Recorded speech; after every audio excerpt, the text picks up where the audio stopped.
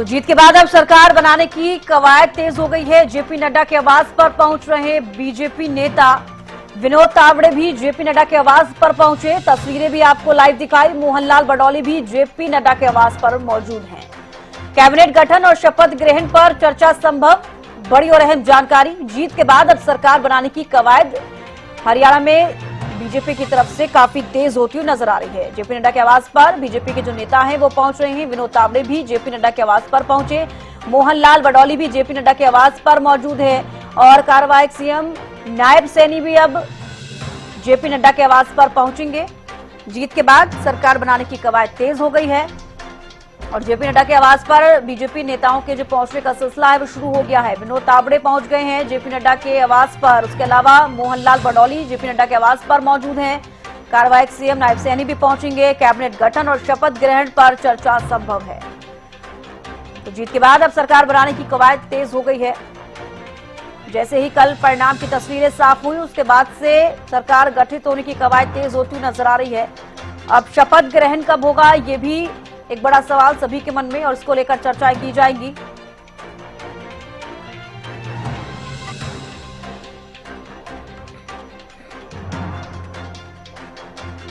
तो चलिए अपराजिता लाइव हमारे साथ जुड़ गई हैं। अपराजिता, अभी जेपी नड्डा के आवास पर आप मौजूद हैं। कौन कौन वहां पर अब बीजेपी के नेता पहुंचे हैं, सबसे पहले अपडेट चाहूंगी। बिल्कुल बिल्कुल शर्मिष्ठा, सबसे पहले अगर मैं बात करती हूं तो 3 महासचिव भारतीय जनता पार्टी के जेपी नड्डा के आवास पर पहुंच चुके हैं। मैं आपको तस्वीर दिखाऊंगी। राष्ट्रीय अध्यक्ष भारतीय जनता पार्टी के राष्ट्रीय अध्यक्ष जेपी नड्डा के आवास पर 3 महासचिव पहुंच चुके हैं। सुनील बंसल पहुंच चुके हैं। इसके अलावा अरुण सिंह पहुंच चुके हैं। विनोद तावड़े आ चुके हैं। तीनों महासचिव हैं भारतीय जनता पार्टी के, ये तीनों पहुंच चुके हैं। इसके अलावा अगर हम हरियाणा के लिहाज से बात करते हैं तो हरियाणा के प्रदेश अध्यक्ष मोहनलाल कौशिक पहुंचे हुए हैं। इसके अलावा कार्यवाहक मुख्यमंत्री नायब सिंह सैनी भी अंदर मौजूद है। काफी अहम ये बैठक खुद में मानी जा रही है। जिस तरीके से बिल्कुल आप जिक्र कर रही थी, जो परिणाम आए हैं भारतीय जनता पार्टी के हरियाणा में, जिसके बाद से जो चर्चाएं हो रही है कि क्या कुछ चीजें आगे, क्या गतिविधियां रहने वाली, तमाम चीजों को लेकर के यहाँ पर अभी बैठक जारी है। उम्मीद की जा रही है कि अभी और भी जो वरिष्ठ नेता है भारतीय जनता पार्टी के हरियाणा के जो वरिष्ठ नेता है वो आते हुए यहाँ पर नजर आएंगे। ये क्या कुछ चीजें रहने, क्योंकि देखिए चर्चाएं चल रही है कि दशहरे के दिन वोटिंग काउंटिंग, जिस तरीके से अध्यक्ष कहते हुए नजर आए कि वोटिंग काउंटिंग तमाम चीजें जो दुर्गा पूजा के टाइम पे हुई है, दशहरा के समय पर हुई है, अब दशहरा कहा जा रहा है कि दशहरा के दिन स्वेरिंग इन सेरेमनी भी हो सकती है। हालांकि इन चीजों पर आखिरी मोहर नहीं लगाया गया है, मगर उनके द्वारा कहा गया है कि जो भी हाईकमान फैसला लेगी, यानी किस दिन विधायक दल की बैठक होगी, किस दिन स्वेरिंग इन सेरेमनी होगी, किसे क्या मौका दिया जाएगा। क्योंकि देखिए चविश का कुछ वरिष्ठ नेता भारतीय जनता पार्टी हरियाणा में, कुछ वरिष्ठ नेता कैबिनेट के मंत्री को हार का सामना करना पड़ा है। तो संभव है कि कुछ जो नेताओं को यहाँ पर बदला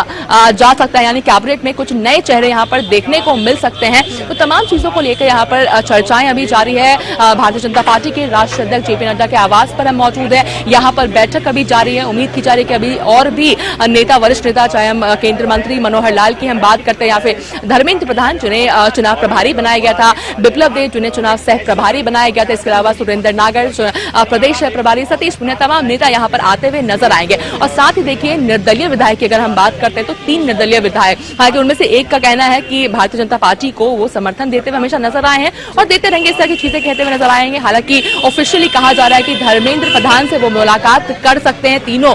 तो सूत्रों के हवाले से ये बड़ी जानकारी सामने आ रही है कि जो निर्दलीय विधायक है, तीनों निर्दलीय विधायक आज धर्मेंद्र प्रधान से मुलाकात करते हुए नजर आ सकते हैं, उन्हें समर्थन आज देंगे। अब देखने वाली बात होगी कि इन्हीं चीजों को लेकर भी यहाँ पर चर्चाएं होगी कि क्या निर्दलीय जो विधायक होंगे उनमें से अगर एक की हम बात करते हैं, सावित्री जिंदल की अगर हम बात करते हो तो नवीन जिंदल सांसद हैं भारतीय जनता पार्टी के, सांसद से पार्टी की तरफ से वो कुरुक्षेत्र से सांसद है। अब उनकी मां निर्दलीय विधायक है, तो कहा जा रहा है कि तीनों यहाँ पर समर्थन देते हुए नजर आ सकते हैं। जानकारी दी है कि कार्यवाहक सीएम भी वहां पर पहुंच गए हैं, चर्चाएं हो रही है और भी बीजेपी के नेता वहां पर पहुंचेंगे और चर्चाएं लगातार अब हो रही हैं।